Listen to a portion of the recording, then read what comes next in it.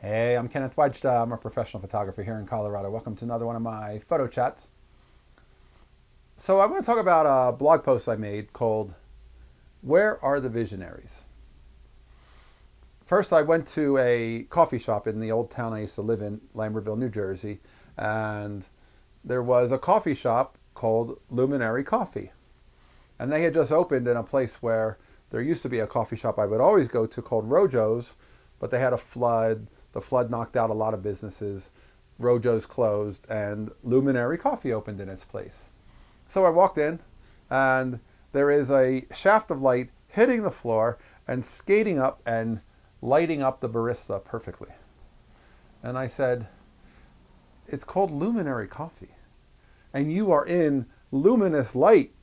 I cannot not photograph you. And she said, I'm a photographer too. And I said, okay, great.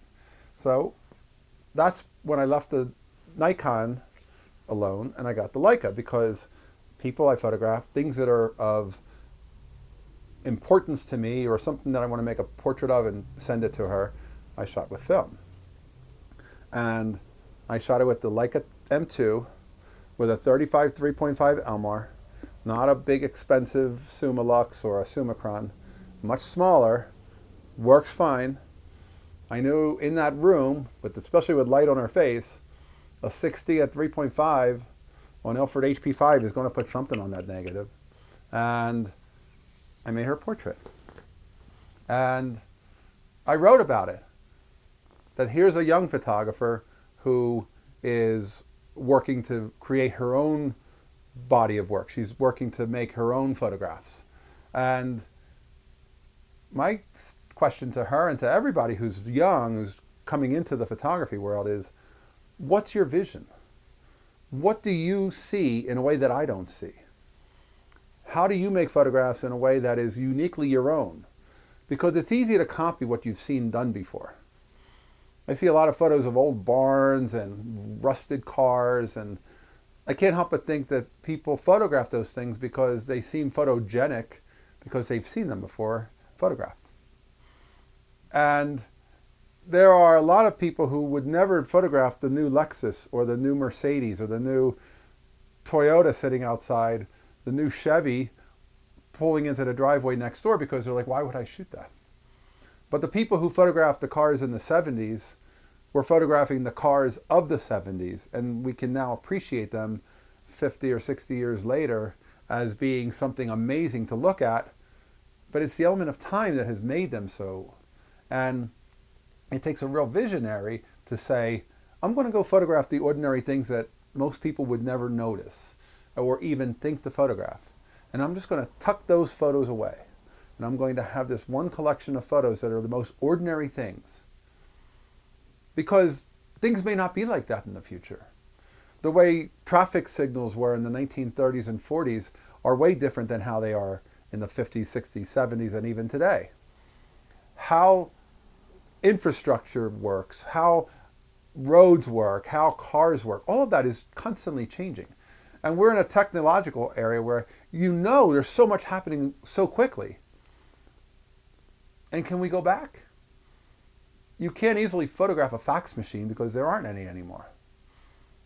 You can't easily photograph a dial-up modem because they're long gone. I can't even find a beeper. There were a time when everybody had a beeper. And I'll go to thrift stores, I'll go to yard sales and flea markets, I'll go to antique stores. I never can find a beeper. I always thought it would be fun to have a beeper on my belt just for a joke. And I can't make that joke because they don't exist. They never show up. And things are constantly changing. And it's hard to notice them when you're seeing them on a pretty regular basis. But they are changing. And it takes a visionary to go, I'm going to document that. And I'm going to do it the way I see it, not the way I've seen other people see it. And that's difficult. And that takes somebody just saying, I'm just going to walk. I often say, don't go out to photograph. Just go out to live. Go get coffee. Go meet a friend. Go take a walk. And only have your camera on, but only shoot something that attracts you, to see what attracts you. you can walk along for a long time and say nothing is. It's just a bunch of grass and there's some mailboxes and some houses and there's nothing to photograph. And if it's not attracting you, don't photograph it. If you see a car headlight and you say, I'm going to photograph that car headlight, if it attracts you, then maybe you can do something interesting with that. I would also like to think there's a point to it. Like if you were to print that photograph and put it in your house because you like old cars and that headlight was really done in a very unique way, the way you saw it and the way you want to display it. There are a lot of photographs I see online that I wonder, why did you make it? Like, are you going to print it and live with it? Or is it just to make it? And it's a photo that you've seen somebody else make, so now you're replicating it, you're showing it to us, and then you're never going to look at it again because you have no interest in that work. It's not your vision, it's not your work. But we need visionaries.